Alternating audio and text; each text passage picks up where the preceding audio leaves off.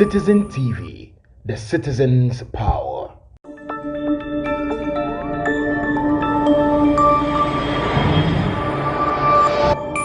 Citizen TV, the citizen's power.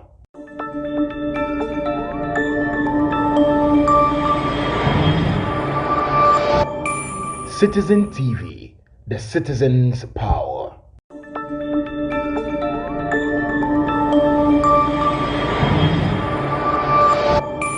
Citizen TV, the citizen's power.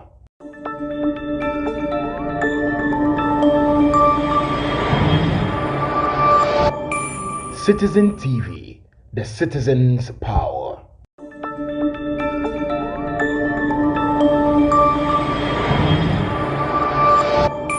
Citizen TV, the citizen's power. And the delay is up to 6 years.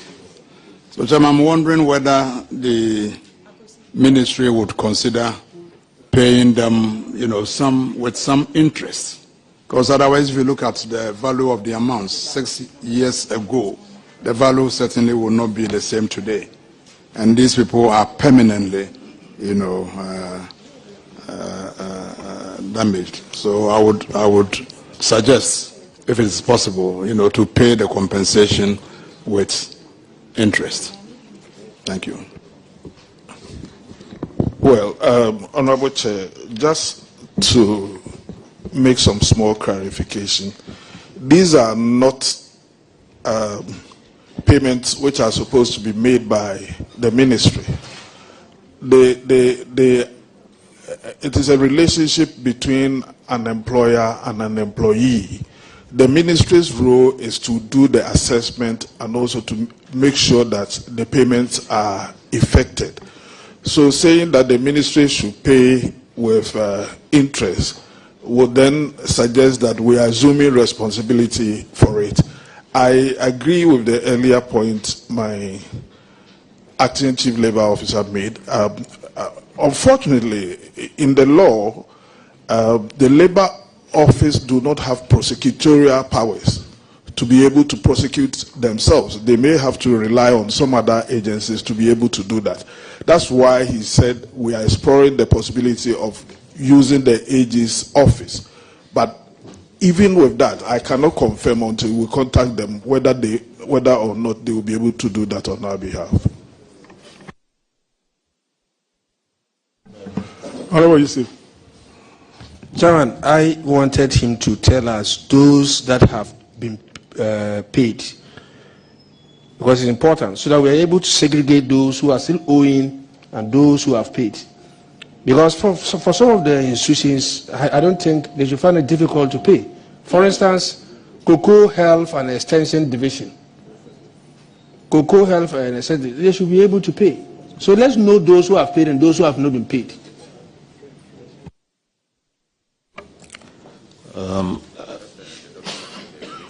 The document, I think, is here. Mr. Chair, if you wouldn't mind, I can make it available. If the document is there, just look at those people who pay. We mentioned we have Ghana Health Service, National Ambulance Service, National Commission for Civic Education. Just mention those that are paid, then we'll take them.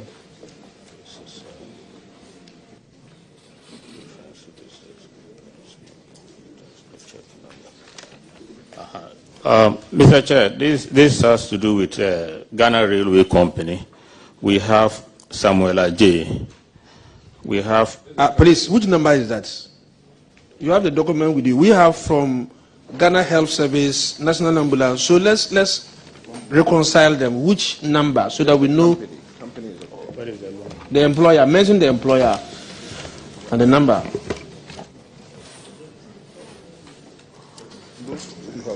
Do you have the details? The Suhum one. The Suhum one is here, but it's like on the main listing we have not ticked them. Honorable Chair, we actually took out what has been paid and then we have put them on a different list. So it will be very difficult going back to the main list. So if you wouldn't mind, we make the entire document available to you. You said you have taken those that have paid. Yes. So mention them.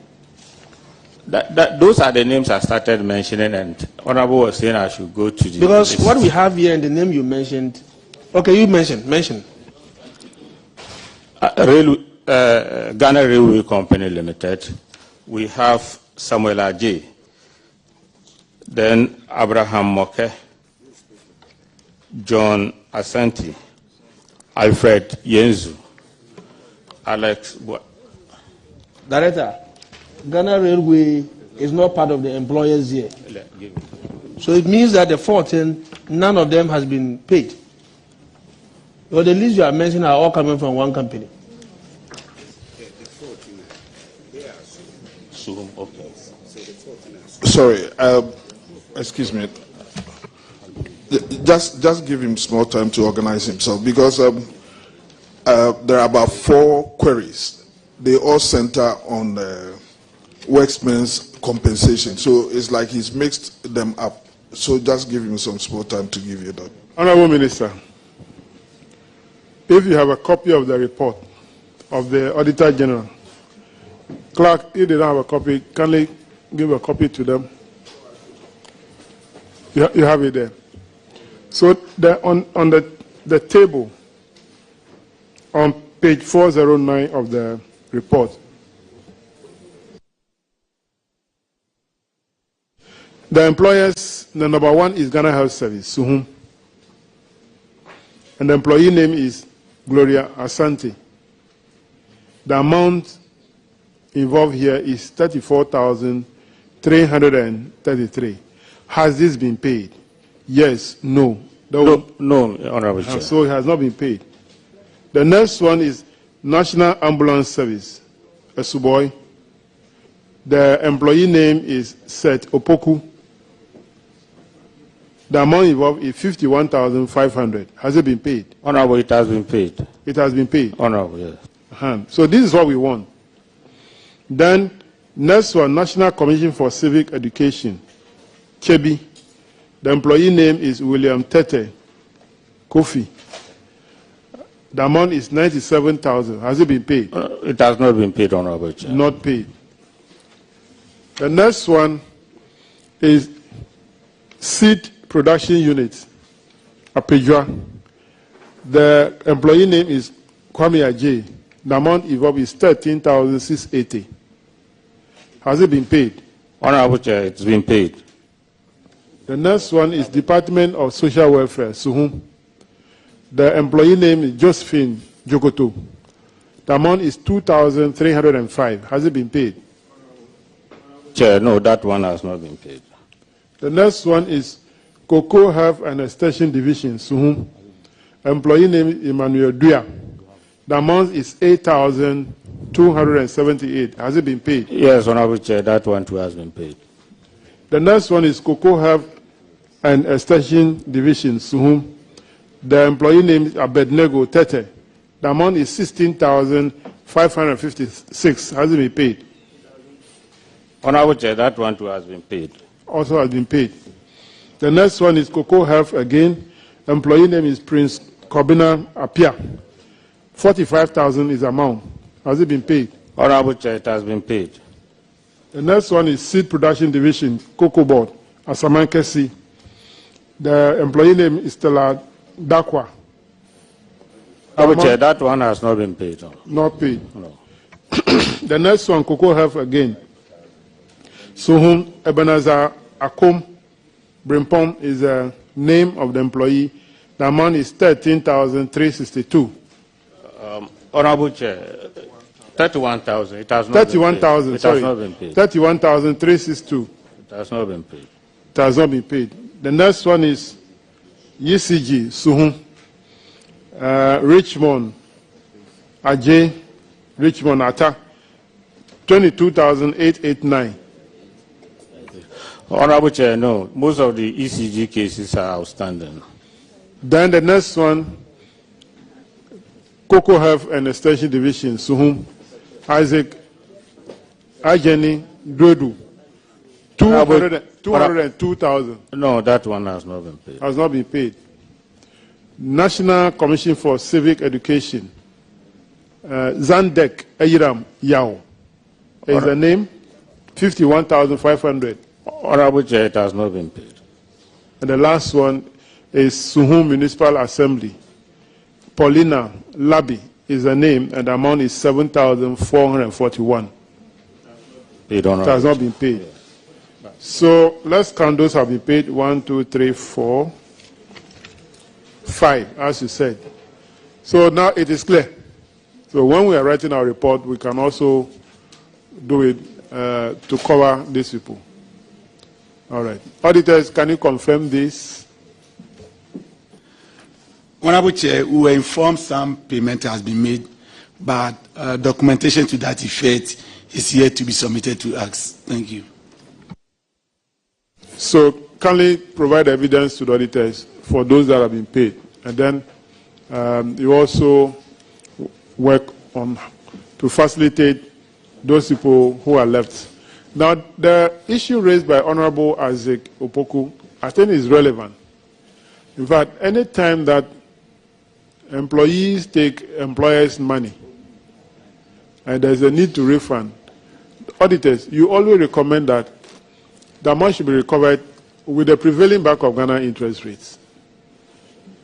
Now, here the employers owe the employees, but you are not recommending that the employer also pay with interest. Why? It should be the same. If you are asking the employee to pay with interest, like what we saw 2 days ago, this unearned salary, we always say that they should pay with interest. That's your recommendation. Here, the employers owe the employees. So they should also, the employers also should pay with what? Interest. Going forward, that should be the recommendation. It shouldn't be only one way. Honorable Yusuf. Chairman, that is very important. Chairman, I think that the Ministry of Labor is failing us in this respect. The law is clear. The law says that within 3 months, you should be able to ensure that the affected people are compensated. It is your responsibility, and the act is clear. So it's taking us more than 2-3 years. And what we are being told is that we are pursuing it vigorously. You shouldn't have even waited for the auditors to instruct you to pursue it vigorously. So, Minister, what are you doing to ensure that this money is paid to these affected people with interest? Because it's unfair that somebody in the course of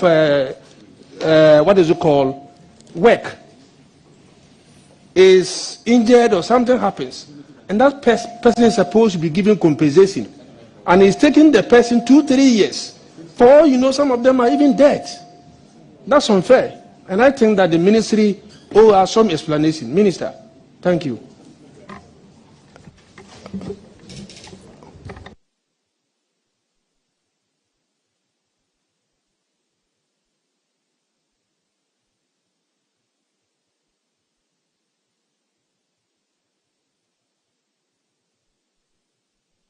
All right, let's move to the next one. Minister. I was just waiting for you to admit the question before. Okay, go ahead and respond. Honorable Chair, I have said that the Labor Department's responsibility is to assess and work out the workman's compensation that is due the injured person, and also to inform whoever the employer is to effect the payment. So, unfortunately for us, in the law, the Labor Department do not have the right to prosecute whoever is supposed to do the payment, and in an event that they don't pay, the only way they can pursue them is to use persuasive powers. Honestly, we have an avenue to be able to make an amendment to this because we are reviewing the entire Labor Act, and I think it is one area where we can take advantage and give them propose a territorial powers for them. Otherwise, the best they can do is just to work and inform the employer that this is how much you have to pay your employee that is injured. And then, failing to do that, perhaps they will have to use that persuasive power. Like he said, we want to explore the possibility of also contacting the AG, whether we can also use their office whilst waiting for the new directive that we want to go. So it is not that we have failed in our responsibility, not at all. We have worked it, and it is still a debt to the companies that employ them.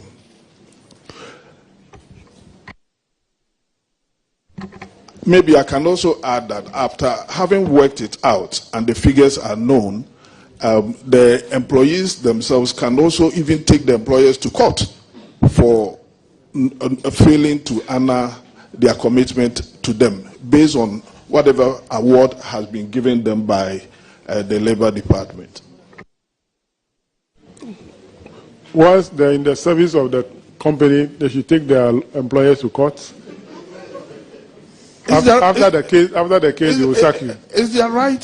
So in the law, make provision to protect them. If they take them to court, after the court case, they should not be sacked. That should be a protection. Yes. All right. So next one is Department of Factories in Takoradi. It's about rent not collected. Some 30 companies failed to renew their annual license, and the total amount is 26,024 Ghana cedis. The recommendation is to the regional inspector of factories to ensure that the amount is recovered from the companies. Have you? Thank you, Mr. Chair. Fortunately for me, we have the acting director, acting factories inspector here, and I will want to defer to him to answer the question. Thank you, Chairman.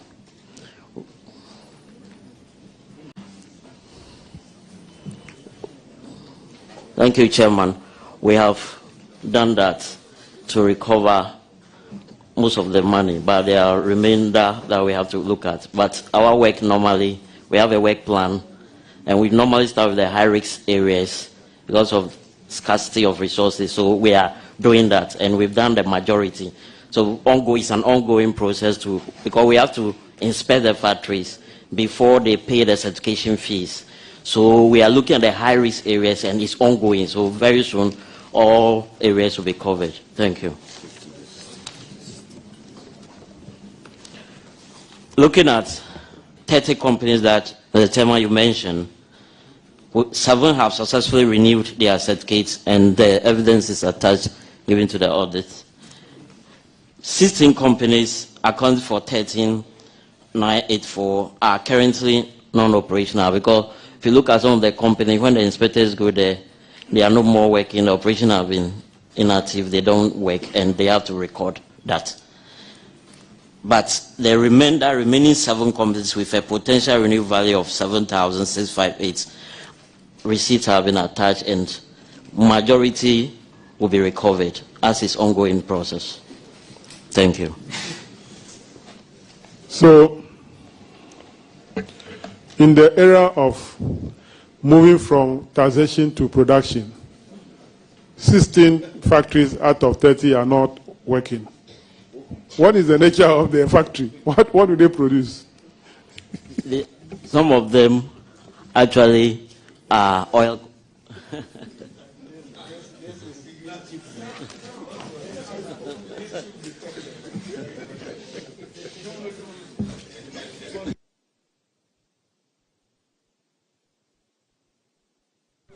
Chairman, the preamble to the question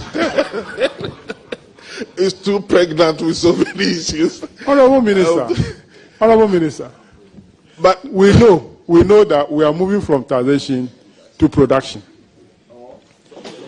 7.5 years down the line, 16 out of 30 factories are not in operation.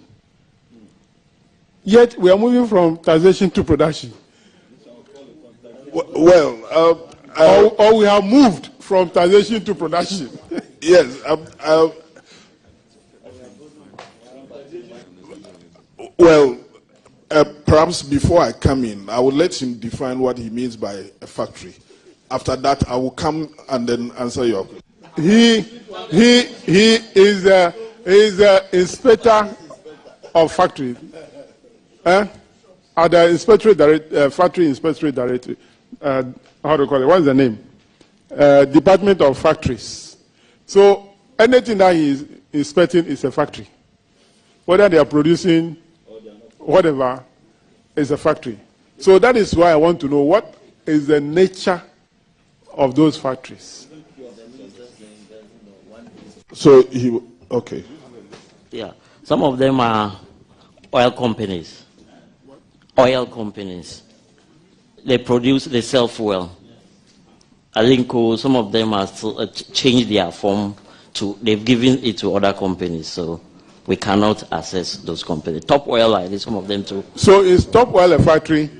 Yes, because they employ 1 or 2 people for a gain, and therefore occupational health and safety must improve so that people do not get accidents, so they are a factory. It's a company, but why is it a factory? A factory because if you have a machine, we say for easy work, machine helps to make the work easier. So if you're even using a calculator to calculate mathematics, making your work easier, so it's a factory. So anything that you employ a person for a gain is a factory. So a filling station is a factory? Yes. Because again, it is a business, so it's a factory. Health and safety need to be there. So, Mr. Chairman, per their work, their technical definition of a factory is perhaps different from the normal day understanding of what a factory is. And this has nothing to do with moving from taxation to production. Minister Chairman knows very well. So 16 fuel stations are not working.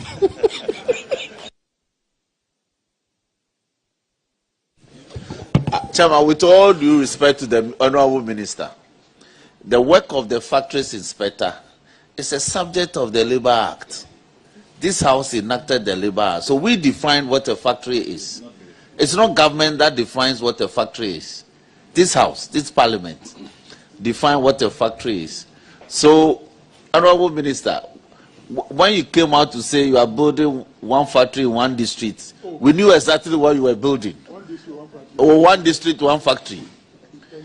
We knew exactly what you were building, so Chairman, there's no difference. Chairman, we understand what a factory means. May I ask my honourable colleague to define what a factory is? Per law. Honourable Chair,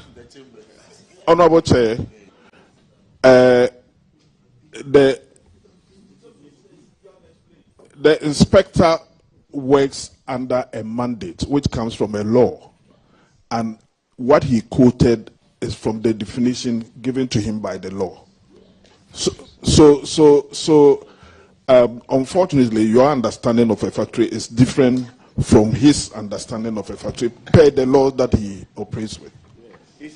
Not at all. It appears that it's the government that is rather redefining what the factory is, other than what Parliament says it is. No, the law was passed by Parliament in 19... yes. We have Factories Office and Shop Act 328. That's what gives us the definition. Honorable Mutala. Thank you, Mr. Chairman. I'm happy my big brother and senior colleague here is the Minister for Employment, because the expectation is that once you industrialize, you build more factories, the economy grows, you create more jobs, unemployment reduces. Is it a case because there is a different definition for a factory that explains why the unemployment rate, which you took at 8.4% under the NDC, is now 13.7, because we knew it to be 14, yet we had someone here who indicated it's 13.7. Now, oh, what's that?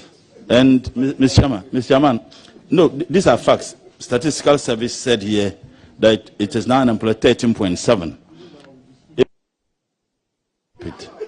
Even that we disputed, this was provided by government-owned statistician. The head there was appointed by this president.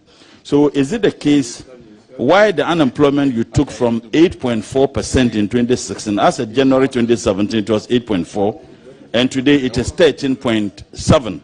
Is it also a case that now I can go to my constituency in Tamale Central and count all the fuel stations there, and that would explain the number of factories that were built by this government? Thank you. Thank you, Chair. Mr. Chair, I want to believe that we are on live radio, live television, and therefore things we say here should be put in the right context. In fact, the definition he gave was in respect of the question which was asked, the observations which were made here. So I don't want it to appear as if we are trying to redefine what a factory is in the ordinary understanding of the Ghanaian. But then he said that in relation to the work that they do, I want us to put that in the right perspective. But then coming back to this issue of unemployment, I'm happy you yourself, you observed that in 2016, the unemployment rate was 8.4. And then I'm also happy you alluded to a report from the Statistical Service, which also said the unemployment rate had moved to 13 point something. But the recent figure issued by the Statistical Service was as late as about a week or two ago, in which, and I want you to listen very well, in which the government statistician was quoted as saying that those who are not in school, those who are not in work, and those who are not in training amount to 1.9 million persons. Pardon? He was here last week, Wednesday, and he said 1.8. Yes, but the one which was reported in the media. No, we are talking about the man. The man was here. Okay, go ahead. That makes it even better for me. Yes, I'm advancing an argument. Yes. You agree with me that for those who are not in school, some can be at a lower age as 6. Some can be at 10. Some can be at 11. But the employable age in Ghana is 15. So if somebody is, say, 14 and is not working, that person cannot be said to be unemployed. But even that, I am assuming that all the 1.8 are persons who have reached the employable age and are not working. We have a population of 32 million, approximately. The adult population, those below 15 years, are 38%. So which then means that about 62% of the population are within the employable age. So even using simple mathematics, it means that you have about 1.8 out of expected 22 million who are not working. If you do the Honorable Minister, let me stop you there. You are not the government statistician. No. Wait, listen to me. I'll give you the government statistician was here last week Wednesday, and he told this committee that the employable population of Ghana is 11 million. You are mentioning 22 million. No, he said it here. Oh, please. He was here. It's a record that we can even recall it from the audiovisual, has people to play. He said the employable population in Ghana is 11 million. Those that are not employment are 1.8 million. And the unemployment rate is 13.7. And I proved to him that using the 1.8 million and the 11 million will give you a 16.3%. That is what happened last week, Wednesday. So please, we will not take your figures because you are not a government statistician. We will not take your figures. Mr. Chairman, Minister, please, we will not take your figures. Yes, but you are not a government statistician. But allow me to also respond. But we will not take your figures. I am not saying take my figures, but I also have misleading the whole country. Mr. Chairman, I also have the right to react to the. You are misleading the whole house. You are misleading. The government statistician was here, and he told this committee, he told the whole country. It will respond. So we will not take yours. You say it, but we won't take it. Say it. Well, Chairman, I think yes, it's good you have given me the floor. I also want to say here that my understanding, and of course, the definition of the employed population, if indeed the government statistician indicated that the employable population in Ghana is 11 million, then perhaps, I don't know from where he's coming from in terms of definition. No, in terms of definition. Because, Mr. Chairman, please, with the greatest respect, I do know that anybody that has reached the employable age and not have reached the age of retirement is within the employable bracket. And like I indicated, if you segment the population, we have those who are below the age of 15. Such persons cannot be said to be within the employable age. And then we have those who are also above 60. The actual retirement age of Ghana is 60. So those population will also not be within the employable age. But all those between the ages of 15 and 60 are within the employable age. And of course, if you do the segmentation, this figure cannot be 11 million. Perhaps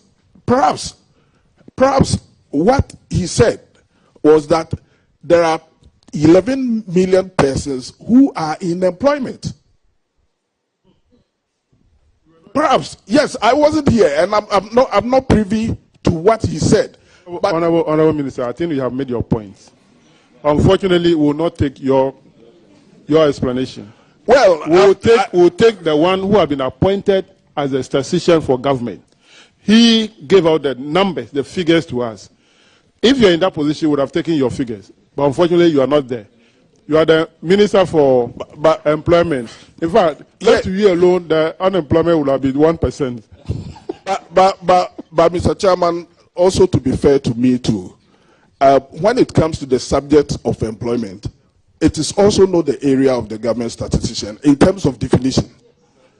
That is my work. So if I agree with you, I disagree with you. I agree with you that when it comes to the figures, they are the right people who can come up with the figures. I don't have a problem with that. But when it comes to definition of what employment is, I don't think that any person is better situated to do that than me. Honorable Minister, I disagree with you. The area I disagree with you is that the government statisticians were covered the whole sectors, all sectors of governance, which covers employment. Everything. That is his sector. He covers everything. So we can't say that when it comes to employment, it doesn't go into government statistician. He covers every part, everything. They do their numbers to cover every sector, production, whatever, mention it. So in terms of employment, in fact, that is also one of the key areas that the government statistician work on. So he came here and will go by his numbers, not yours. Well, with the greatest respect, Honorable Chair, I don't think you got me right. I didn't say the government statistician do not have a role when it comes to turning out employment figures. But I said when it comes to definition of employment and the space within which employment works, I am better situated to do that than the government statistician.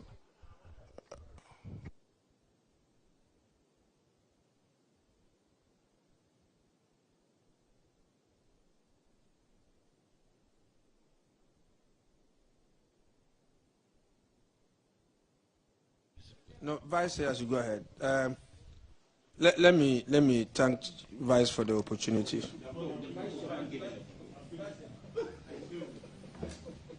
Yes, Minister, I think that you have done well trying to explain all these things. I mean, that's your job.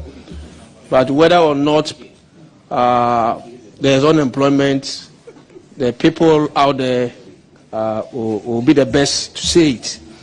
Now, my question is, within 2 years in Western region, 16 factories, by your definition, collapsed. What it means is that you are losing revenue. Because if they were in existence, they will be renewing their licenses so that you get money. What are you doing to ensure that companies don't collapse at this rate? Because within 2 years alone, between 2021 and 2023, 16 companies collapsed under your watch.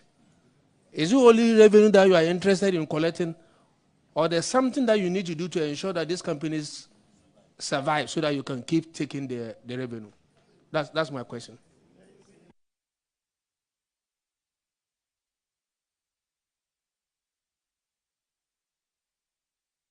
I want to clarify it more. We have companies that go to merger and acquisition. Then we have companies that do change of names.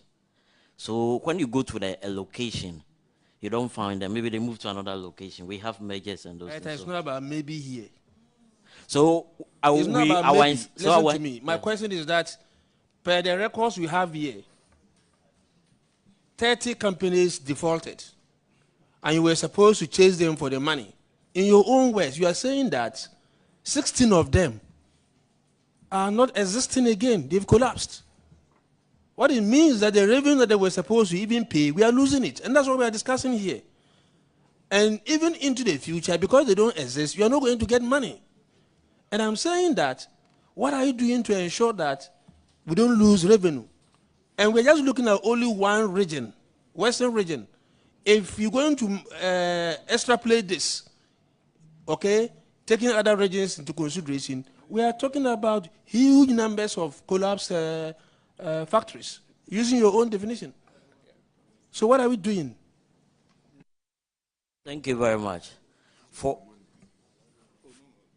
our work, our health and safety improves you to have productivity, take care of your GDP, because when, look at COVID came, without health and safety, you cannot even plan anything in the whole world.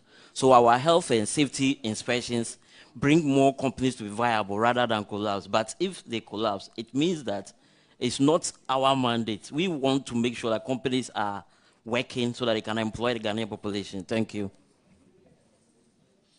All right, let's move to the next one. Let's move to the next one. Paragraph 1356, Honorable Sam George. Thank you, Chairman. Chairman, may you live long. Paragraph 1356, unpaid workmen's compensation. And there is a very long list of 22 employees who sustained injuries in the course of their official duties, who have not been paid their workmen's compensation, totaling 703,642 cedis, 20 pesos. In fact, out of this money, only ECG has paid 2 of the employees 53,121 Ghana cedis, 46 pesos. What is the situation right now with the outstanding workman compensation?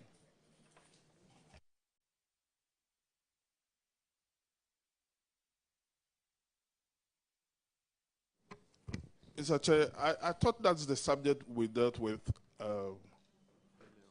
earlier. Minister, you should be paying attention to the paragraph. So. This is a different paragraph. What you dealt with the chairman was paragraph 150 to 152, and that had to do with Labor Department Suhum. Now we are talking about Labor Department Takrady. Paragraph 156. Honorable Minister, what we dealt with was uncollected revenue. That was it, right? The uncollected revenue had to do with the factories. Yes. Yes, but we had. Now we are talking about unpaid workman's comp. Yeah, we the first one we dealt with, I think he's right. The first one we dealt with relates to Suhum, but there's another one on Takrady. Yes, yes.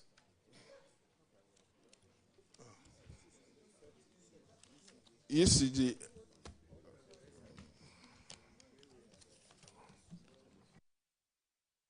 And most of the people are with ECG. In fact, Mr. Minister, Chairman, if I may. this one has to do with ECG people, PDS, Ghana Railway Company, quality control and cocoa marketing. But a lot of the people are with ECG and PDS. I don't know if the cables were shocking them. And then the railway company too, I don't know whether they left Takrady to come and work on Jomama's Tema and Pakadan railway line. But a lot of the people are either PDS, ECG, or railway company. So do you have a response to this one? Yes, we do. Mr. Chair, I think that the initial question when I was answering provided answers to the initial question instead of this one. So the cases of railway and Cocoa Board, those ones have been paid. But ECG, PDS, those ones are still outstanding. Sir, do you have a copy of the Auditor General's report? Yes, I do. And the questions that we were asking those questions from the book. So the first question that you said you answered is different from this one that Honorable Sam George is asking. Yes. Initially, I think I did. Please look at it very well. If you don't have a copy, we'll be more than happy to get you a copy of Auditor General's report. Yes, I think 5 persons from railway have been paid. Which 5? Because I have 6 people on the list here. On the table provided by the Auditor General, there are 6 people. For Railways Company, there are 6 people. Mr. Peter Gansa, Mr. Zephaniah Asante Akufo, Mr. Alex Boachi Benya, Mr. Alfred Yenzu, Mr. John Kwame Asante, and Mr. Samuel Ejay. So which 5, which one is outstanding? In the case of Railway, Mr. Alex Boachi Benya has been paid. Okay. Mr. Alfred Yenzu has been paid. Okay. Mr. John Kwame Asante has been paid. Okay. Mr. Samuel Ejay has been paid. Why is it that the namesake of our president has not been paid? Mr. Zephaniah Asante Akufo. Oh, Honorable. I don't know. I'm sorry. Why has he not been paid? Because, and in fact, his compensation is the biggest from Railway, 121,136. So why haven't they paid the president's namesake? That is not the president's namesake. This is only Akufo. President is Akufo-Addo. So he's a half namesake of the president. But why has he not been paid? 121,000. Is there a dispute over? Is there a dispute over his claim? No, Honorable Chair. It is a process. We are still following them to get it paid. I mean, his claim has been pending since 2021. Oh, guys, in 2021, you see, in 2021, Chief, are you listening to me? In 2021, when his claim was made for 121,000, and I don't know the nature of his injury, it may require, Chairman, you see, it's very important because his claim was made in 2021, and you don't know the nature of his injury. It may require external treatment, and it was 121,000 Ghana cedis. At that time, that was almost $20,000. Today, you have not paid him. At this time, thanks to the depreciation and poor management of the economy, the 121,000 is about $8,000. So it means that the longer you keep his money, if he has to go out, no, this is a Ghanaian's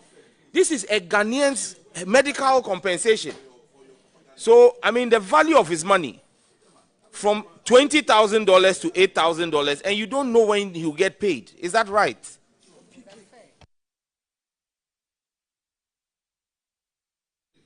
Well, honorable member, the deputy ranking member, who is now the acting ranking member, is not comfortable. But what you have said is a fact. That 121,000 2 years ago, it was 20,000. Now it's less than that. It's factual. What about the ECG and PDS? But why is this thing pinching you like that?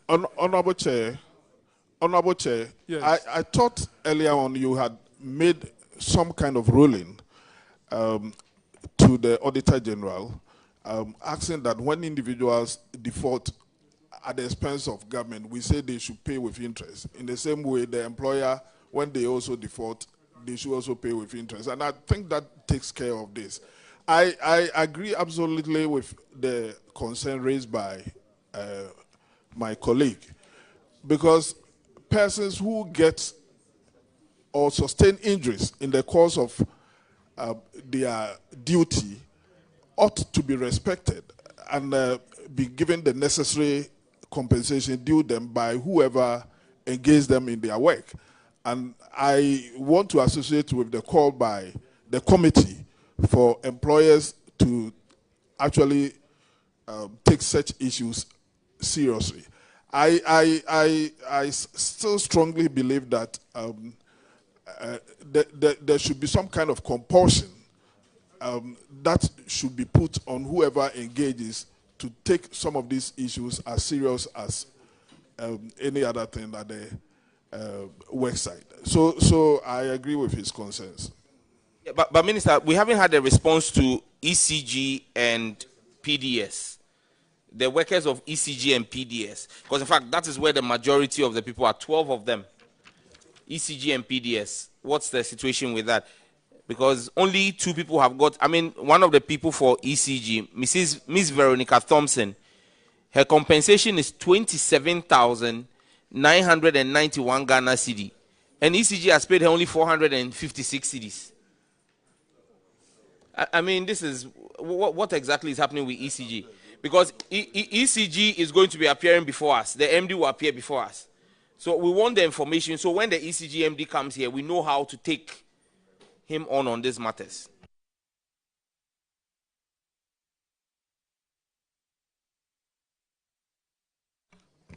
Honorable Chair, thank you very much. I think there was a reminder to ECG, but still we have not received any response from them. So maybe when they appear, you add your...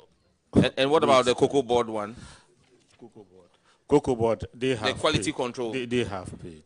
Auditors, can you confirm that on this particular table, the 4 members from Cocoa Board and the 5 from Railway Company have been paid? Can you confirm that for us?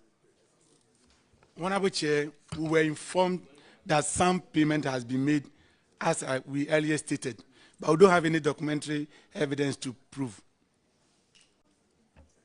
Chairman, of the 24, we are told that 9 have been paid, but the auditors say they have no document to substantiate that. Of the others that remain, 1 is Ghana Railway and 12. In fact, the 12, we need to disaggregate it because 3 of the 12 are PDS. So now we don't know who to go and ask to pay. And then 9 are ECG. So when maybe ECG appears, Chairman, we might take it up. I think PDS should also be ECG. It's just change of name. Change of name. So then when they appear, the 12 people, yeah. if Chairman so will let's take note of this. When ECG appear, we'll have to ask them what they are doing about this thing. So you have to provide the auditor with information on those that have been paid to update their record. Okay, Honorable, thank you very much. We shall do that. Honorable Minister, you made a comment earlier on that some of these individuals could also sue their employers. Are these people aware? Because in the previous one at Suhum, somebody was 100% damaged. 100%. And if these people are going to wait on your ministry and probably not get any resolution to their issues, I don't know. So would they be able to get some lawyers to help them in this case?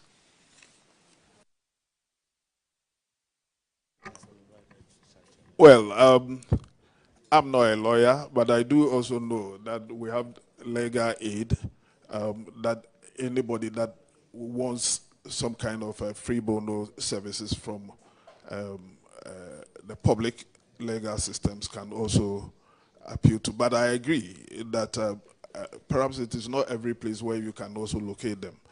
But whatever it is, the point I was making is that whilst it behoves on the Labor Department to ensure that they put the necessary pressures on the companies to effect the payment, the individual can also accelerate that by also adding their own pressure, either by using the legal system or any other means. So that is exactly the import of the point that I was making. All right. So paragraph 1359, Honorable Jifar. Thank you very much, Chairman. Paragraph 1359 is in relation to uncollected revenue amounting to 16,494. And this is because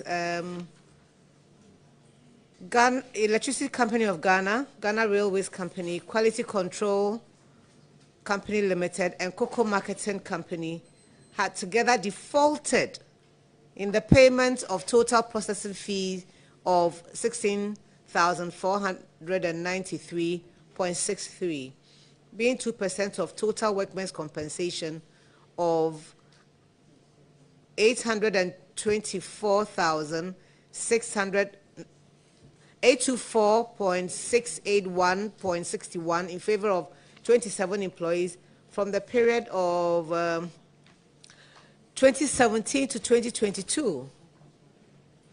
The recommendation from the Auditor General is that the Chief Labor Officer ensure that the Metro Director recovers the amount from the 4 companies and pay it into the Auditor General's recoveries account at the Bank of Ghana. Has this been done? Honorable Chair, thank you very much. That percentage is a function of the total amount. So if the compensation is paid, then that percentage is also paid. So to the extent that they are in default, it means that it has not been paid. Yes, that is no.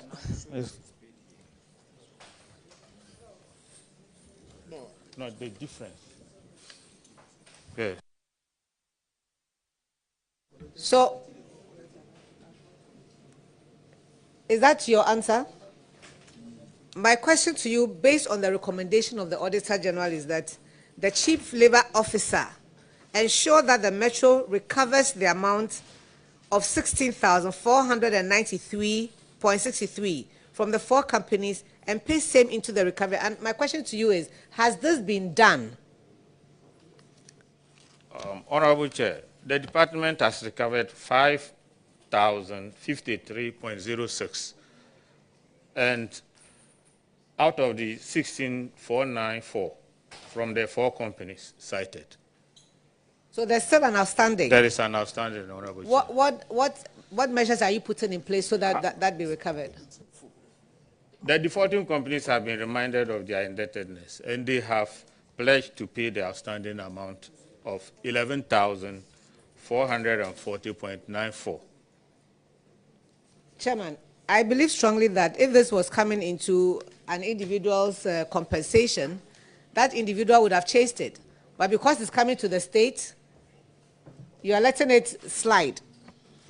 Is that the case? Honorable Chair, that is not the case. We are making all the efforts to get it. Chairman, I yield to you. If I understand the acting Chief Labor Officer, he's trying to link this payment to what we have discussed under Sam George's question. That if the Labor Office processed this for the companies to pay the compensation to these workmen, 2% of the figure is paid to the Labor Office. So for the fact that UCG did not pay the compensation, they could have paid the 2% compensation. So that is how the linkage has come in. So you have to work hard for the employee to be paid, then you can also get your portion. Is that okay? Honorable Chair, thank you very much. I think that it's not like we have been very interested in chasing for that. And if you look at the responses from the regional labor officer, subsequent to your audit, she wrote to ECG, including the other organizations. So I think that our appearance here gives us the opportunity to appeal to you, maybe to ask ECG to speed up to pay us. Thank you very much. Okay, ECG must act on these issues and pay these workers. We'll make that recommendation. Thank you very much, Chairman. Let's move to the last one under Ministry of Employment. This is Municipal Labor Office, GOSU, paragraph 1362. Deputy Ranking. Thank you very much, Chairman. This has to do with the delays in payments of compensations, totaling 814,286.39 Ghana cedis to persons who sustain various degrees of injuries. And the delay ranged from February 2003 and December 2022. And this is after computation of claims have been submitted for payment. Are you able to brief this House what you have done on this infraction? Thank you very much, Chairman. With the department's persistent reminders to employers cited in the report, 5 employees were paid their compensation. No, there's, where's Goss? Boss is here. The department continuously sends reminders to the companies cited in the report to ensure the compensation are paid timely to the affected employees. You have 184 employees. How many of these have been paid their compensation as we speak? Mr. Chair, I think the values are still outstanding, and then the regional labor officer has been written to take steps to recover or to get the employers to pay. So none of the 148 have been paid their compensation as we speak? Not as yet. All right. That's a bit strange.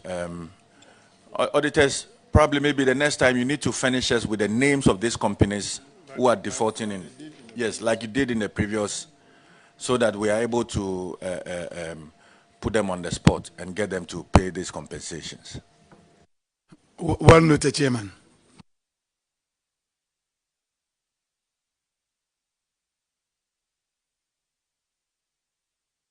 Chairman, that will be all for me. All right, that will be all for the ministry. Dr. Kisi, you have not been discharged yet, Minister, so there's more question coming. Yeah, Minister, thanks for your visitation. My only question is about companies and workers' compensation. I think from today's discussion, it's become very obvious that some employers, not necessarily government, are not taking workers' compensation very serious. What are we going to do moving forward to address it in a very holistic way? Thank you.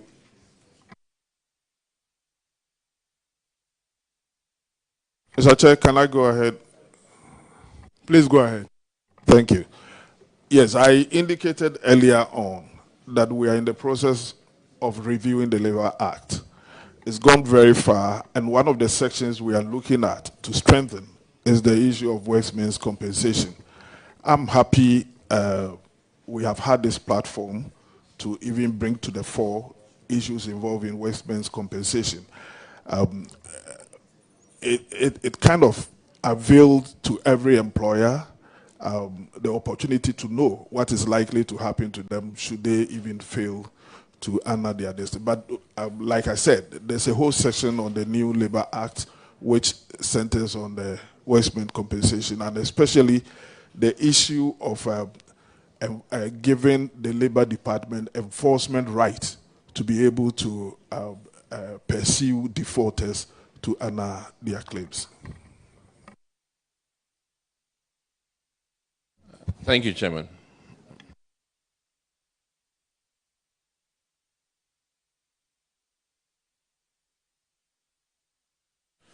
That will be all for your discharge. Thank you, Honorable Chair.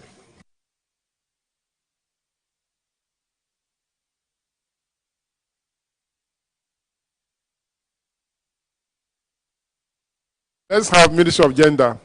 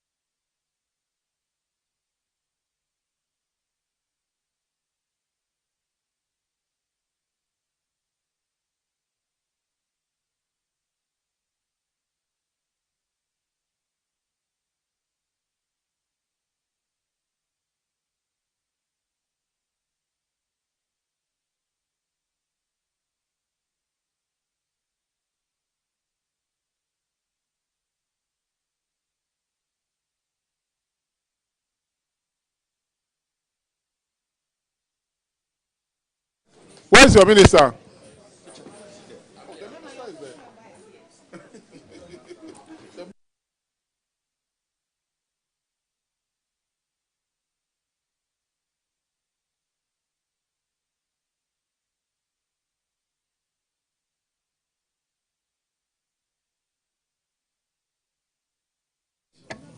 Sorry.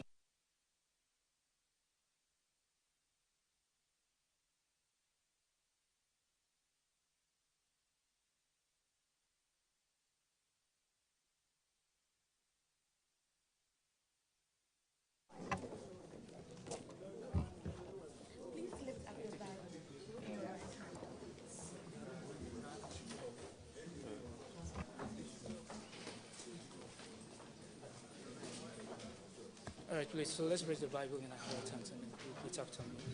I do in the name of the Almighty God swear that the evidence I shall give before this committee touching the matter in issue shall be the truth, the whole truth, and nothing but the truth. So help me God.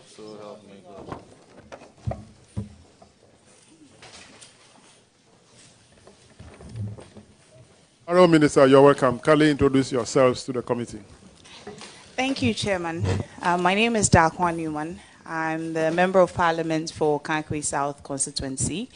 I'm the Minister for Gender, Children and Social Protection. Thank you, Chairman.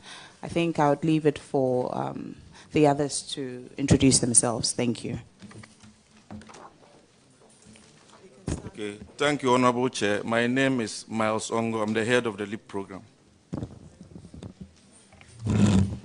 Thank you, Honorable Chair. My name is Florence Aisikote, Director of Policy Planning, Monitoring and Evaluation.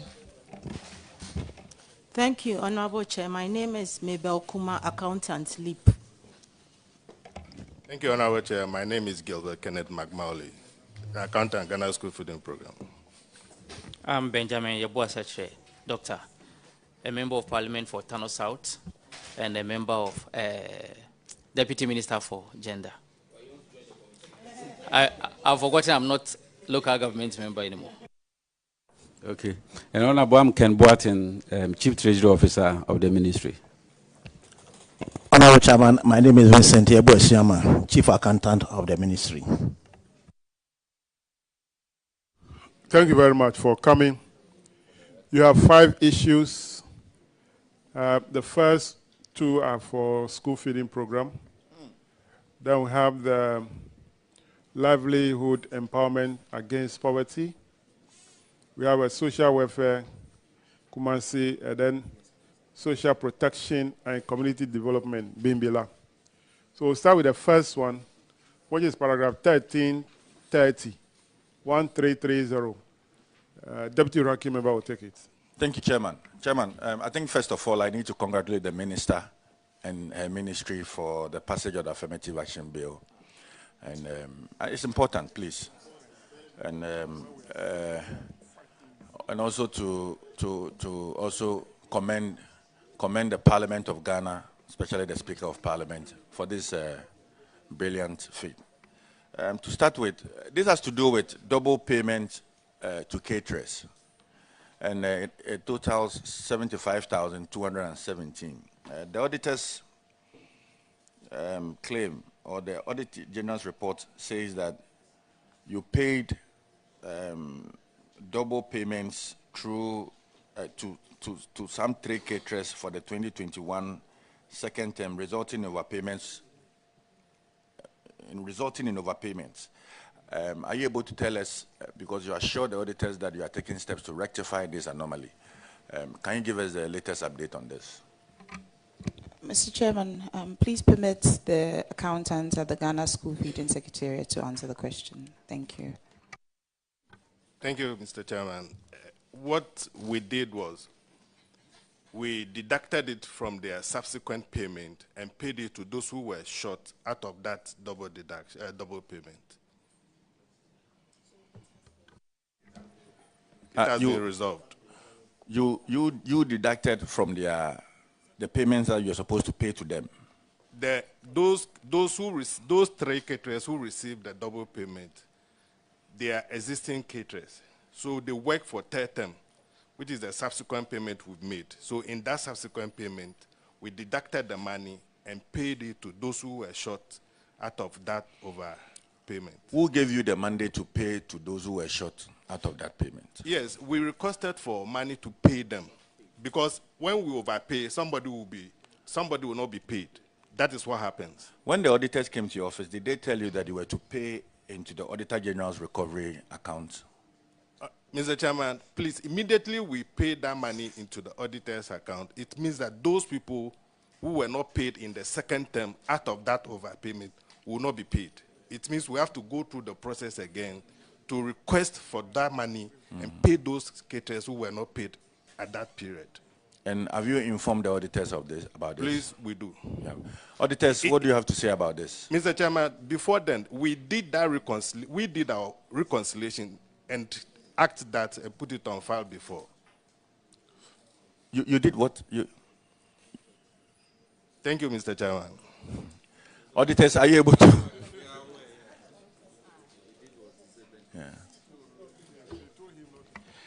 Honorable Chair, the overpayment has been recovered from the caterers. Thank you. Thank you very much, Chairman.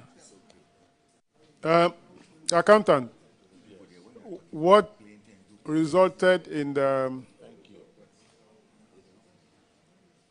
that led to the overpayment? Have you identified that mistake and correct it so that it doesn't occur again? Yes, Mr. Chairman. Okay. Thank you. Accountant, this is worrying because there are several of them who haven't been paid. But to the extent that you pay somebody extra, and there are several of them who haven't been paid, it's very worrying to me.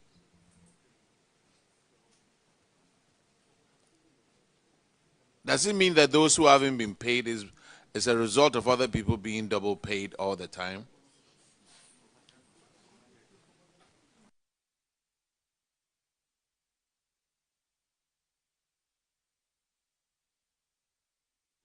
Accountant, I thought that was a question. Thank you, Mr. Chairman. Please, we correct that anomaly, and it hasn't happened again since then.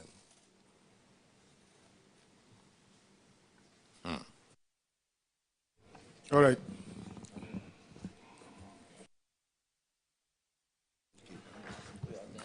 Thank you very much. Next one for school feeding is paragraph 1335. Honorable Sampson.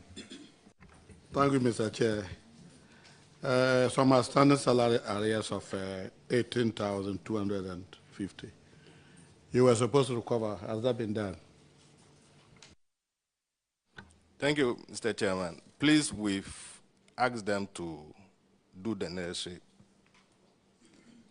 So they've paid it back. Yes, it has been paid. Auditors, can you confirm? Honorable Chair, the advances has been refunded. Thank you. Mr. Chair. All right, next one. Paragraph 1339. Honorable Isaac Opoku.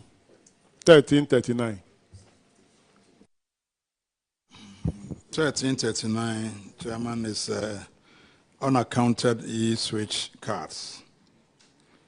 The auditors, upon review of the financial records, they detected that the LEAP Secretariat spent a total amount of 512,340.10 Ghana cedis between January 2021 and December 2022 on the renewal of expired and the replacement of cards of LEAP beneficiaries. However, no details of these affected beneficiaries and evidence of the expired cards were provided for the auditor's review. The details have been provided in the table below. The recommendation from the auditors is that the acting director should ensure that the head of management information system at the Secretariat provides evidence of beneficiaries' expired cards as evidence for the auditor's verification. Has that been done? Yes, Honorable Chair, that has been done. And have you shown evidence to the auditors? Yes. Auditors, can you confirm? Honorable Chair, confirmed. Chairman, the needful has been done.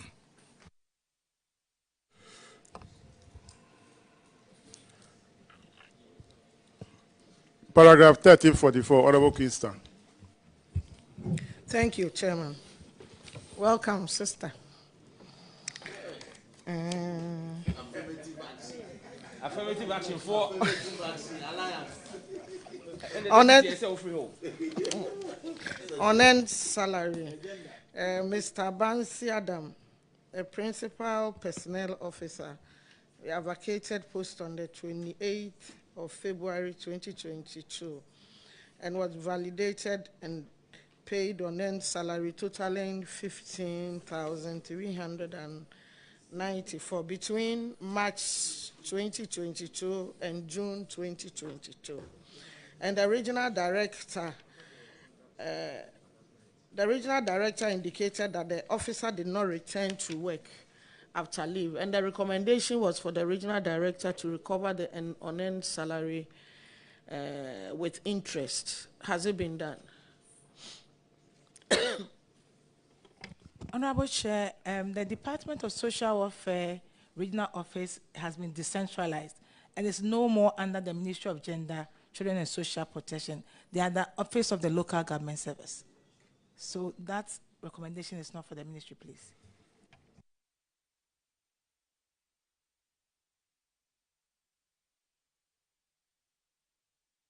All right, so we will deal with the director. We'll schedule him to come forward. So clerk, take note. How about the other one? It's also under them. So which means that we are done with you. Can I make one? We have social public interest questions. That's somebody who has been asking public interest question will have to answer public interest question today. So the first one comes from Honorable Roxon. Chairman, Honorable Minister, the acting ranking has commended you highly for the successful passage of the affirmative action bill, including the speaker. But let the emphasis be laid that people like myself, the Honorable Ranking for Constitutional, Legal and Parliamentary Affairs, Honorable Ahianfo, and of course the chairperson for the committee, the Honorable Adjoan Tosu, and yourself, we spent early mornings winnowing on the bill. Winnowing means we tidied up the bill from accepting voluminous amendments to very skeletal ones so that it could be expeditiously passed on the floor. That was how come the bill went through in a couple of days, with Speaker sitting nearly at midnight to ensure that this was done. Now, the case out there is that your social protection bill is so urgent that we are to be recalled for that to be passed. Let me find out from you, how long has this bill been in Parliament? How long? Thank you, Chair. I think you've summed up exactly what happened in the last 2 weeks. Yourself and Honorable Ahianfo, as well as the Chair for Constitutional and Legal, he joined as Honorable Anyumedu, did a lot to ensure that this bill passed, and the ministry is grateful to all of you for the good work done, especially the women in Ghana, I should say, are very grateful to all of you. And I think it's important that I also restate what you just said. The social protection bill, just like the affirmative action, is as equally as important because it looks at the vulnerable people in our society and what the government can do or the laws we can pass to ensure that these people are catered for and they are empowered in a way that they can leave the extremely poor bracket, and these people can be actively employed so that they can also add to the development of our country. The bill, as you said, is very important, and we are very hopeful that once Parliament is recalled, we would go back to actually passing that bill in addition to the affirmative action. So those are the two bills that have been in Parliament for a very long time. One has been done, and we are hopeful that even if we are recalled next week, we can do same as we did with the affirmative action bill. Thank you, Chair. Chairman, thank you very much. I want this record to be straightened because the requisition before the Speaker recalling that creates the impression that the affirmative action is so urgent. Meanwhile, it's been so old in Parliament. And so Speaker will have no problem if it's prioritized by leadership for it to be passed. But I don't like the impression being created that it's so urgent, and yet Speaker didn't prioritize it for it to be passed, and we rose on the 30th. I want that impression to be dispelled so that in the event that we come back, the business committee will prioritize it, and then we can all work on it and get it passed. But Speaker cannot be blamed for that not being passed on the 30th when we rose on Tuesday evening.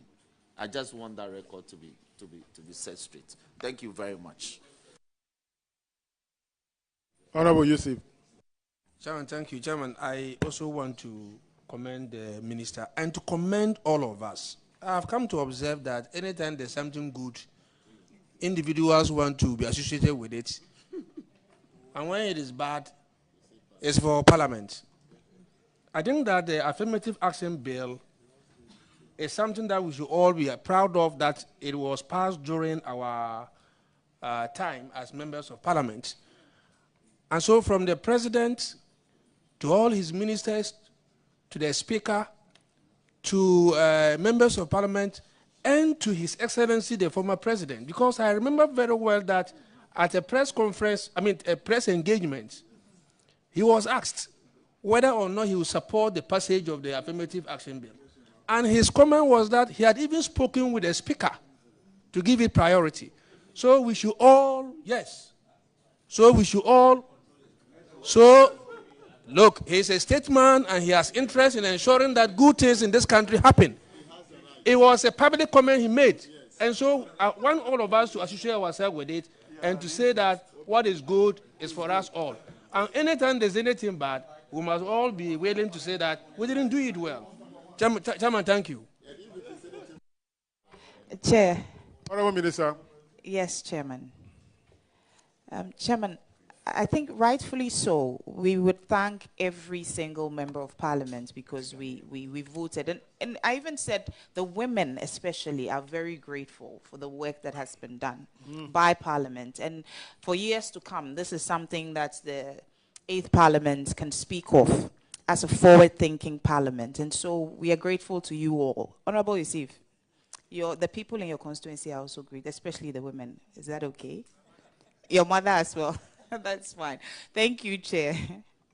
All right. Honorable Minister, in 2019 and 2020, I know you were not there by then, but as the saying goes, you inherit both assets and liabilities. 2019 and 2020, the caterers in the Volta region were not paid one term. 2019, one term they were not paid. 2020, one term they were not paid. Up to today, they are not paid. When are you going to pay them? Thank you, Chairman. Permit me to allow the accountant who was present to speak to this issue. Thank you very much. Thank you, Honorable Chair. I think those were caterers that started cooking without approval from the ministry or the program. But how can a caterer start cooking without approval if nobody instructs them or asks them to go and cook? Yes, we always bring our request for approval. So after that, when we realize that, we rectify it. But the arrears we requested for it, we have not gotten approval to pay them yet. But after that, they've been paid every term. Those terms that they have been paid, I didn't talk about them. I mentioned one term each in 2019 and in 2020. So don't make reference to those that they have been paid. If they were not paid, I've added it to what I asked. The question is, when are you going to pay them? You have made a request. So if the request has not come, it means that the caterer who spend money to cook for the children will lose that money. Is that your point? Give us some assurance so that they are watching us and they are listening. Thank you, Chair. I know you are from the Volta region, so the caterers in the Volta region are very important. I am a proud son of the Volta region. Yes, you're very proud son. Very proud son and your of the women Volta are region. watching you. Yes. It's not just the Volta region. It's not peculiar to the Volta region. And so, Chairman, I'll give this committee the assurance that we would have to look into this issue properly, holistically, and then all these arrears that have been there over the years are tackled. And so I'm giving the assurance that I would ensure that we can put together a committee that can look into this so that those payments, those outstanding payments are made. It's very important to us that the women who are working receive their payments, and I'll ensure that this is done. Thank you, Chair. Okay, I'm sure that the accountant will have the figures. The figure on the data of those arrears. Kindly provide those arrears to the committee, that we can also add our voice to it for the finance minister to release the money to the ministry to pay them. Okay, Chair, please, this will be done. I believe he doesn't have it here, but if you give him a period of a week, he can furnish you with the details you've requested. I'm sure even Monday he can bring it, but we'll give you 1 week. Yes, please. Because I listened to him, he said, those arrears, they have requested. So if you make a request, definitely you put a figure in the request. So he definitely has the number. I will ask him to mention, but he should just provide it to the clerk, to the committee within a week so that we can use it to report on, also make our recommendation. Thank you. Well noted, Chairman. Honorable Frida. Oh, thank you, Mr. Chairman. Thank you for the opportunity. I also wanted to add my voice to commend the Minister for Gender, Children and Social Protection for the zeal with which she's moved the affirmative action bill for its passage in Parliament. And also to commend all past ministers of state at the Gender Ministry, including myself as a former Deputy Minister, who also took part in all the proceedings and all that. And also to commend the convener, Lawyer Premo. Yeah, she's really run with the affirmative action bill. And also to commend Angela Jamna Boaje and all the staff of the ministry. But I think that now that we've taken the passage of the law of the most important thing, we normally pass bills, becomes an act, then enforcement and implementation becomes difficult. I hope that our male counterparts who supported us on the floor also want to thank you so much, because when we started this whole process, the people thought we wanted to take everything as in politics. But the gender disparity gap is so huge that we needed a stopgap. And I'm happy that the affirmative action bill has been passed. But its implementation, its enforcement is something that we should be looking at, because we passed the disability bill into act, and I believe the enforcement has been very difficult. I believe that the current Minister for Gender and Children's Social Protection will also have a look at that, so that we continue to put structures, systems and structures in place for our physically challenged brothers and sisters. So this is a feather in our cap, and congratulations to all women in this country and across the globe. We celebrated the African Women's Day on 31st July, and it's coincided with the passage. So when I posted it, people were so happy. I'll bring a statement to that effect. And the theme for this year's celebration is peace and security, because I believe a lot of African countries are going into elections, including Ghana. So we're hoping that if there's violence, it's the women, the children, the youth that suffers. So we are preaching peace and security. So congratulations to all of us, and congratulations to all the women out there. We hope that we'll have our 40%. Thank you so much. All right, that will be all for gender. We want to thank you for coming. Your discharge. Thank you, Chairman. I'd like to take the opportunity to thank you and all the members for the questions.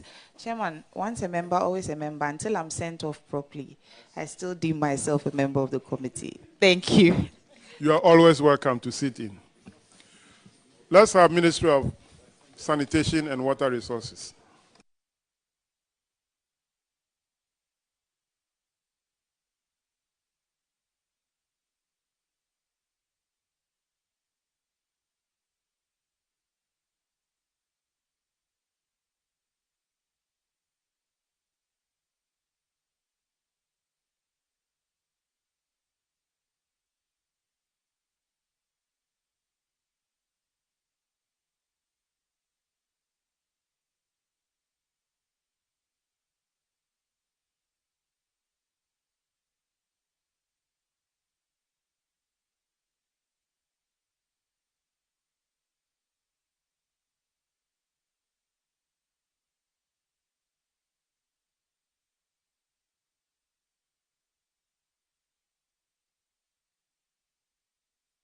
The vibe is good. Please repeat after me. I, do in the name of the Almighty God swear. Do in the name of the Almighty God swear. That the evidence I shall give before this committee. The evidence I shall give before this committee. Touching the matter in issue. Touching the matter in issue. Shall be the truth. Shall be the truth. The whole truth. The whole truth. And nothing but the truth. And nothing but the truth. So help me God. So help me God.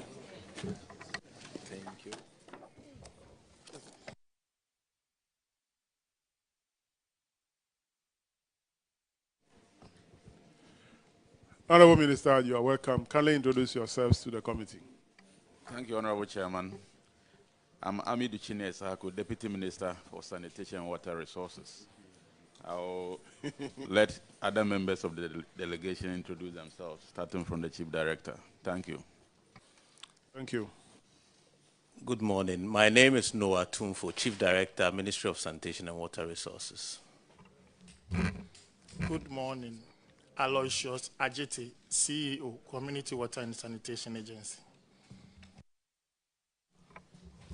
I am Efia Champomedua, Director of Legal Affairs, Community Water and Sanitation Agency. I'm Theodora Adumakwaije, Acting Director, Extension and Commercial Services, CWSA. Mohamed Ali, Acting Director, Finance, CWSA. And I'm Kwame Sechiakomia, Director, Administration and Human Resource, Community Water. Yeah. You're welcome. You have about 5 issues in a report involving the Community Water and Sanitation Agency. The first one is paragraph 1276. Is about Community Water and Sanitation Agency in the Greater Accra region. The auditors noted that the Director of Finance failed to effect deduction of rents at source from the salaries of employees, which resulted in 56 staff of the agency occupying official bungalow owing rent to the amount of 265,036 Ghana cedis, 75 pesos. I will have a list of the staff, some of them in Ashanti region, Bono, Central, Northern, Upper East, Upper West, Volta, Western, and the head office. The recommendation from the auditors is for the Director of Finance to immediately recover the amount from this staff. Can you update the committee on the action you have taken? Thank you, Chairman. The Director of Finance will answer. Thank you, Mr. Chairman. I think the issue on the rent deduction is a disagreement on the rate, but the payment for the existing rates has been made, and we made all records available to the auditors. What is the existing rate? The auditors were in disagreement of the existing CBA, CWSA is using. We have a letter and we shown to them with which is in consonance with our collective bargaining agreement. But they are in disagreement with that.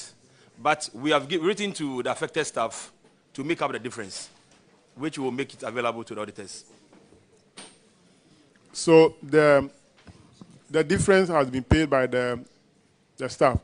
Which is, they are yet to make the payment, but the current payment, all have been affected. So what is the current rates? How much are they paying? It depends on the kind of bungalow we are occupying. Yeah, so give us all categories. Per our CBA, for single room, is 50 cedis, 2-bedroom, 100 cedis, 3-bedroom unit, 150, 4-bedroom unit, 200 cedis. Okay. But the auditors quoted 10% of the basic salary. Which is a position of government. Which we agreed with them that we've written to staff to make the difference. Yes. So the total based on the existing rate is how much? The total based on our existing rate that we've collected from staff. Yes. I think it's in the range of 96,000 on the total accommodation. And that should be taken from the 265,000. That's correct, Mr. Chairman. Auditors, can you confirm that?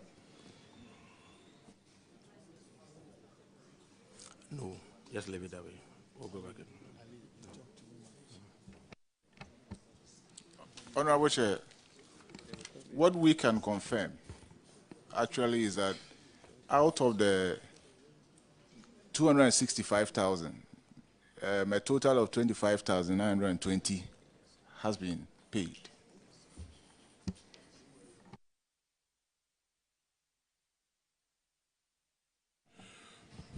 That of finance, there is a disparity between the figures. Do you have evidence to the 95,000 that you have collected? If you have, can you give them to the auditors for verification? I'll do so, Mr. Chairman. Then also update the auditors on the difference. If you take 95 from the 265, you'll be having about 170. That 170, update the auditors on how the staff are responding. We will do so, Mr. Chairman. Because the position of government is to pay 10% of your basic salary. Don't go and fix any other rates. Noted, Mr. Chairman.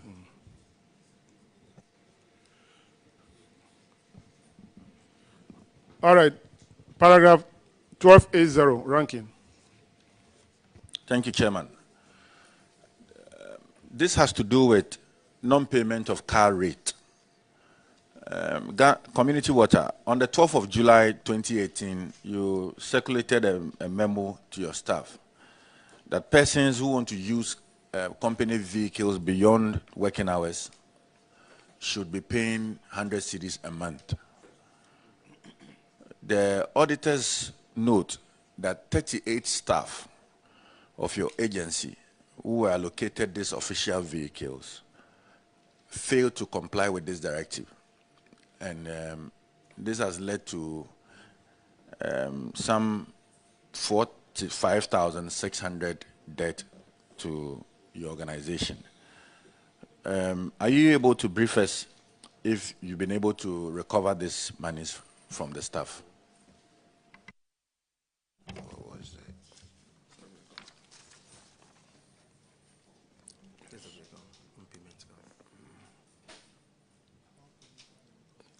Yeah. Thank you, Mr. Chair. Please, all payments as at date have been recovered. Auditors, can you confirm if all payments?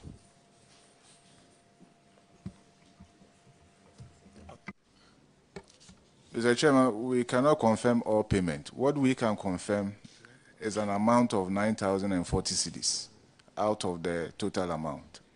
So there's a balance of 36,560. Do you have receipts? I think we to have that? the documentation here. We'll make it available to them. But in the first place, so what do you mean by giving vehicles to your officers outside of his working hours? Is it that on a weekend they can take these vehicles to their funerals, they can load foodstuffs with cement, and at the end of the month they pay 100 cedis? Who fuels this car? Who does the fueling of the car? Mr. Chairman, per the peculiar nature of our work, sometimes we work outside the official working hours, but not for weekends. If you are going to be assigned to work outside the weekend, your director will give you such responsibility, but not every weekend. But we take this payment to help in maintaining these vehicles. It's an internal arrangement that management has instituted. No, see, let's be very clear on your memo. Yeah. Your memo says that persons who use the vehicle outside official duties. I'm not talking about during official duties. If you assign me a work on a Saturday, on a Sunday, I'm mandated to use the official car as assigned to me. But these are vehicles assigned to persons, and the usage is outside official duties. I want to understand. But maybe that's what the auditors cover, but that is, we don't use vehicles outside official hours. So we don't use official duties. Yes. Not for unofficial assignment. So the auditors, the word that auditors use is beyond office hours. That should be there. So, for instance, if I'm supposed to close at 5 p.m. Yes. and you're giving me a duty that takes me to 8 p.m., I'm supposed to pay 100 cedis for the usage of the vehicle. That's the internal arrangement that we have. You know, Mr. Chairman, you agree with me that sometimes accommodate as a transportation system is a challenge, but directors are not part of this category. Non-directors, based on availability, who work outside official hours, are normally allocated this kind of vehicles, and they pay this amount. You see, this directive is not coming from your head office. It's not coming from the ministry. Yeah. It's an internal directive that you yourself made. Yes. That persons who use vehicles beyond office hours should pay 100 cedis. And I'm asking you, beyond office hours, is it the case that the person is assigned official duties and you still expect him to pay 100 cedis? Or the person is not assigned official duties? These are field officers, Mr. Chairman.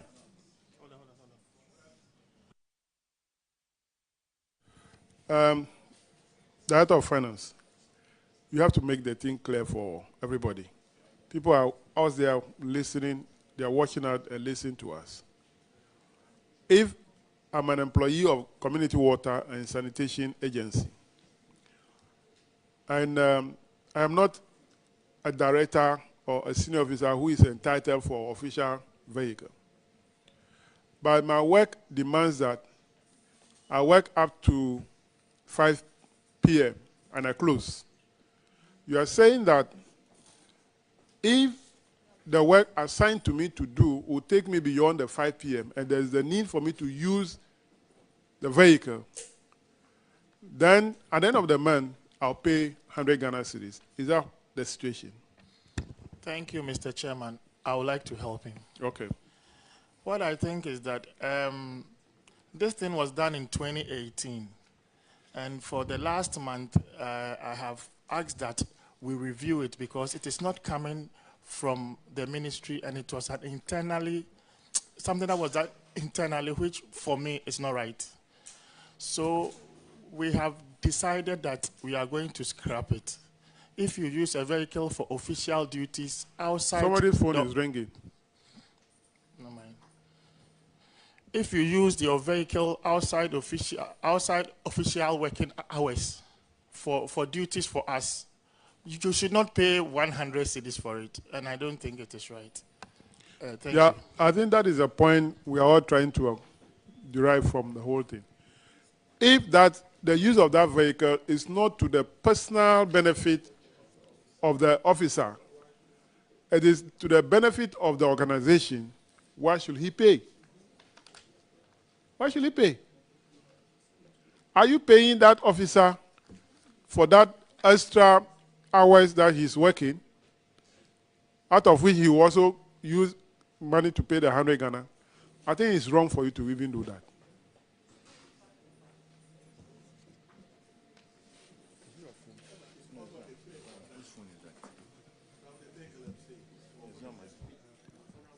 The phone ringing is from your end there. Honorable. Chairman, it's not from here.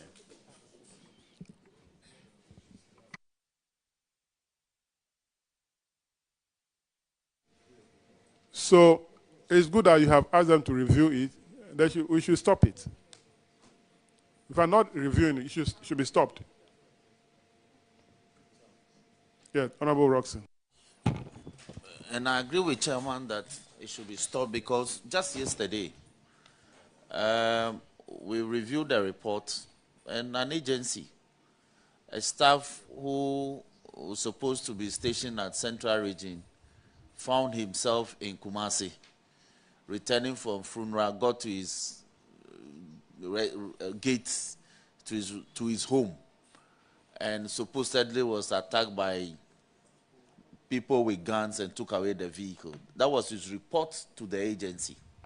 And the agency appropriately reported to the police. As we speak, the investigation is in abeyance. The vehicle has not been recovered.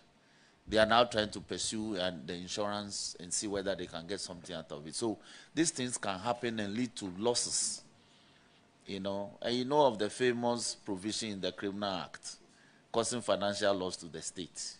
So it should be stopped. You should avoid creating opportunities for some of these things to happen. Thank you very much.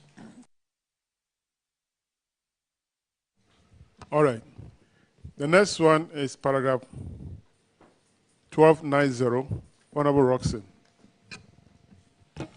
Chairman, thank you very much. I won't bore you. The case of the auditors is that some 12,463 and 20 Ghana pesos was collected by Hamdiya Mumiru, and she accounted for only 6,698 cedis and 70 pesos. Outstanding 5,764 Ghana cedis 50 pesos. What's the status in terms of recovery?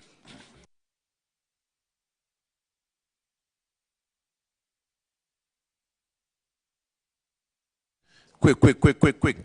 Yeah. Mr. Chairman, the recommendation, actually, I think this audit was carried by a district audit team. So the recommendation actually didn't come to attention of management. This is not that. That's it. That's the Amdia one. The lady that was accountant at the MIM. Yes. Is it a Cadelso? Is it a Cadelso? Yes. This MIM. Oh, Chairman. So 121990. Oh, Chairman. Okay, I'm reading Cadelso, the one before. Thank you very much for the guidance. Unaccounted for expenditure. It's similar. So what's the status in terms of recovery?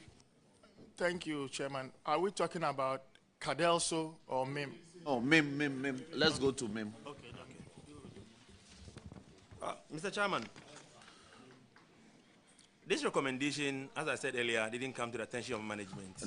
The other one was in respect of Cadelso. No, I'm talking about MIM. MIM too hasn't come to your attention. Yes, I think the audit was conducted by a district audit team. So same but answer. Our attention was drawn on the 18th of July. We have since written to our regional director of region to investigate and update management.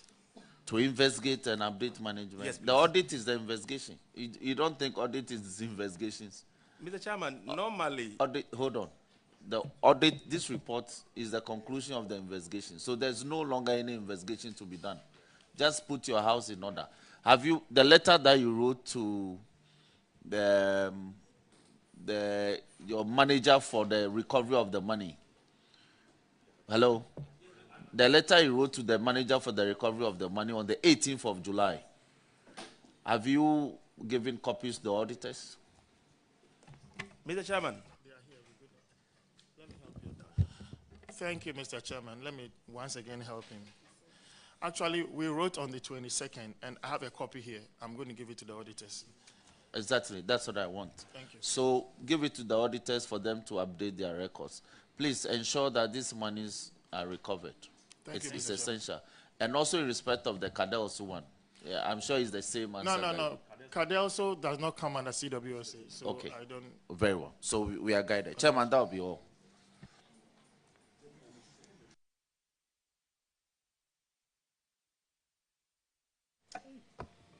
Director of Finance, you say that this audit was conducted by the district audit, so it didn't come to your attention. They are not supposed to let you know. You have to be in charge and in contact with your district offices, through your regional offices, to know what, if there's any outstanding issues coming from the audits. In fact, this document is even a public document. As soon as the report is laid in Parliament, it becomes public document. You go to the website of the ministry and look at the portion of the report that relates to your ministry. Then you work on them. You don't wait for this committee to write to you before you get to know that, oh, there's an issue. No. All other ministries, that's what they do. In fact, Ministry of Health, they were here on Tuesday, the whole day, from morning 9 o'clock up to 8 p.m., we're dealing with the ministry. And their headquarters were here to respond to almost every issue because they are in contact with their district offices, they're in contact with the district hospital, everything. So please, don't sit in Accra and then thinking that when the audit is conducted, the auditor will come and inform you. The information from the auditor is what we contain in the report. So well noted, Chairman. We'll move to the last one.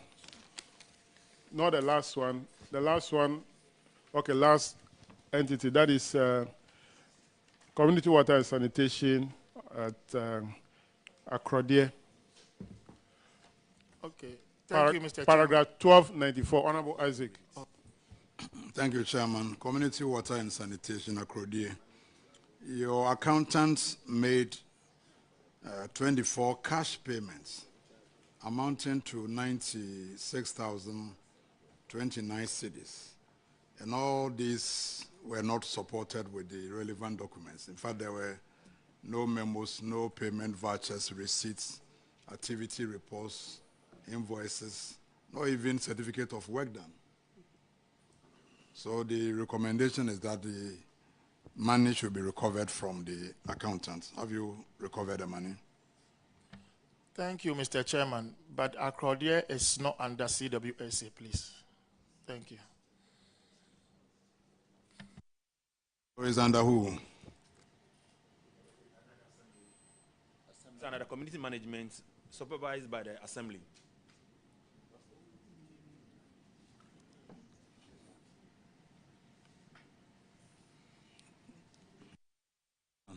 They are unable to answer because it's not under them.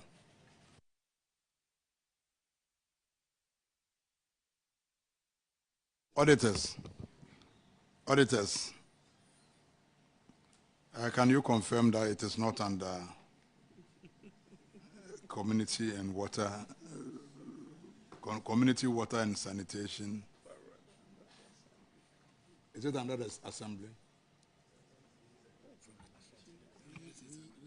The Chairman, there is something that we would have to cross-check and confirm whether indeed it's not under them, and that is under the local government. We'll do that and get back to the committee. Right. So, Chairman, they would cross-check and get back to us.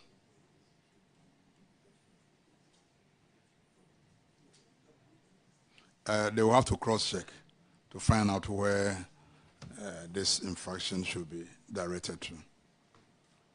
All right, so that means that we are done with the Ministry of Sanitation and Water Resources. The last one is also under Akrodie. The same, so that is not also not for them. On that note, you are discharged. Thank you, Chairman.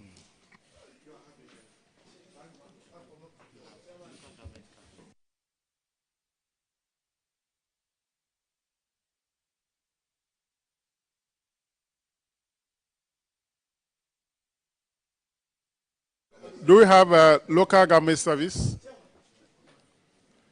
Oh. Oh, Chinia, please go back. I've withdrawn it. I've withdrawn. Go back. Oh. Okay, all right, it's okay.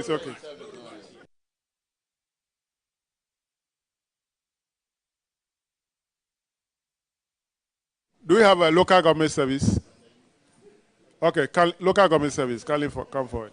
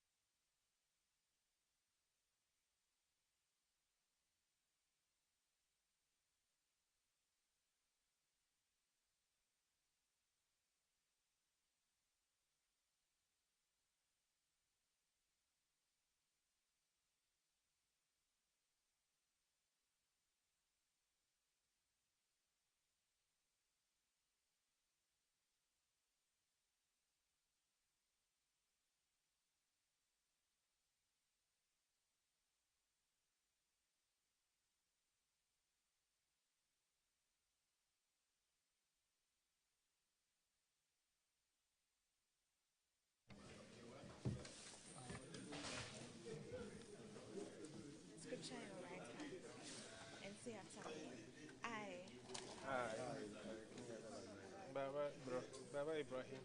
Do in the name of the Almighty God swear. Do in the name of Almighty God swear. That the evidence I shall give before this committee. That the evidence I shall give before this committee. Touching the matter in issue. Touching the matter in issue. Shall be the truth. Shall be the truth. The whole truth. The whole truth. And nothing but the truth. And nothing but the truth. So help me God. So help me God.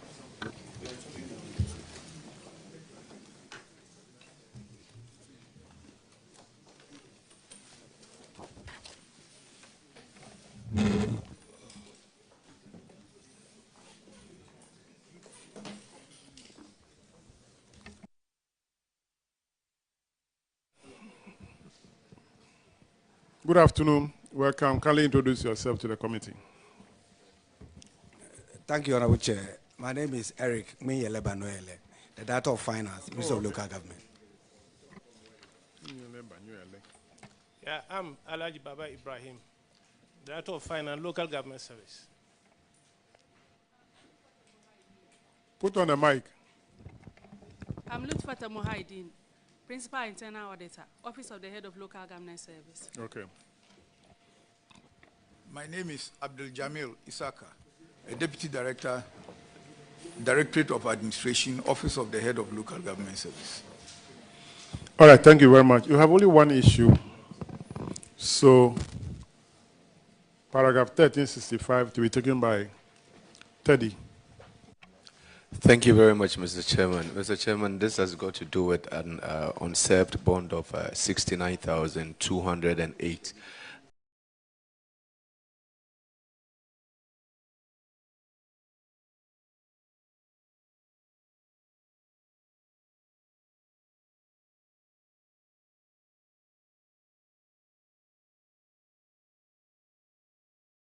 Recovered. Thank you very much. Yes. Thank you, Honorable Chair. With your permission, I want the HR Director to take the issue. Thank you. Thank you very much, Honorable Chair. Honorable Chair, the officer involved has submitted a payment plan and contested some of the calculation of the amount. So we forwarded it to the auditors for their consideration, but he suggested payment from August this year, starting from August this year. Thank you very much. Can the auditors confirm the answer given, please?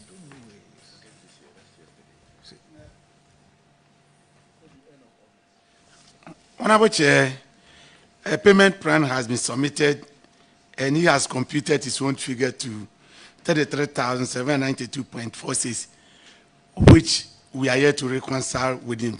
The document was given to us just today, so that figure we don't accept until a reconciliation is done. Thank you. I yield to you, Mr. Chairman. Per the payment plan, how much is he paying on monthly basis? He's paying 1,408.02. 408.02 a month. And that will take him, based on his figure, it will take him how long to Mr. finish Chairman, paying? it will take him for 24 months. About 2 years? Yes. But if his figure is not accepted, then it's going to be around 4 years. Yes, Mr. Chairman, we are going to resolve it with the auditors. Okay. Is he in the country? We've not been able to reach him. So how come, how did you get a payment plan? He sent it through the mail to us. That he might not be in the country. Yes.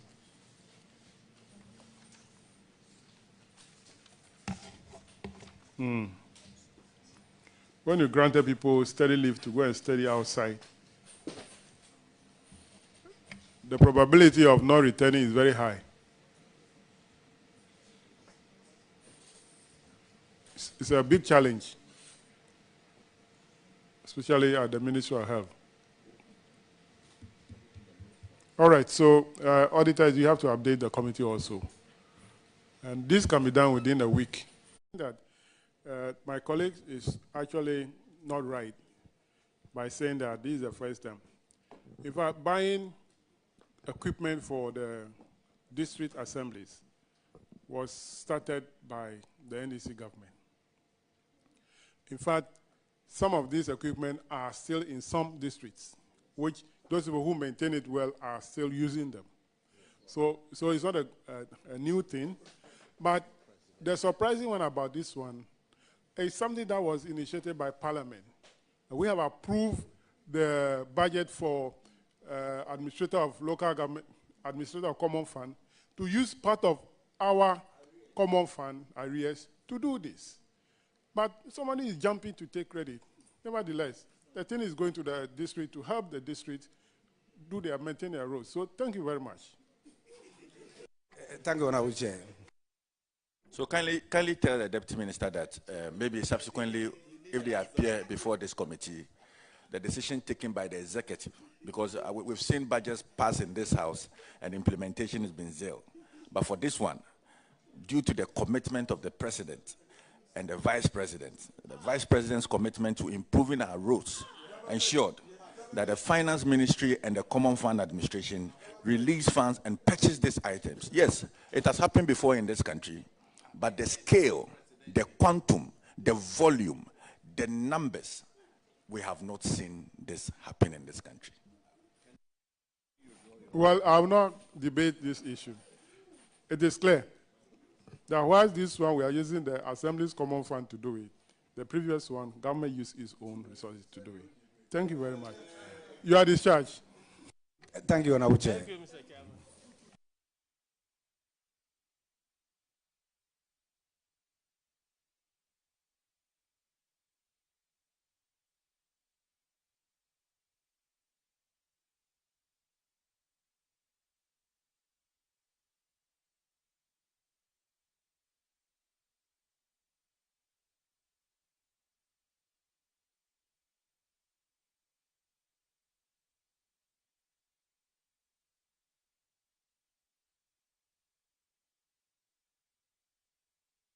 All right.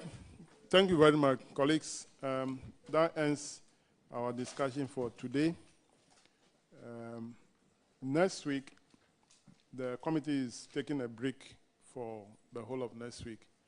But hopefully, on the 12th of this month, we are coming back to start with the report on the public boards and corporations. However, there are other few ones that are outstanding under the MDA report, which will also be considered. So I want to thank you very much for coming. The committee sitting is therefore adjourned to Monday, the 12th of August at 9 o'clock in the forenoon.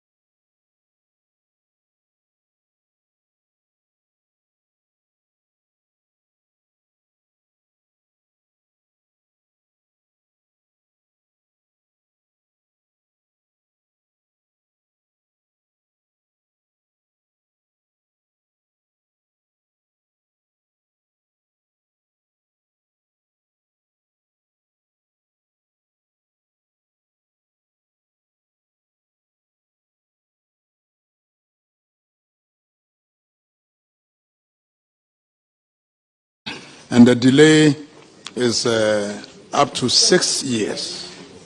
So, Chairman, I'm wondering whether the ministry would consider paying them, with some interest. Because otherwise, if you look at the value of the amounts 6 years ago, the value certainly will not be the same today. And these people are permanently, damaged. So I would suggest, if it is possible, to pay the compensation with interest. Thank you. Well, Honorable Chair, just to make some small clarification, these are not payments which are supposed to be made by the ministry.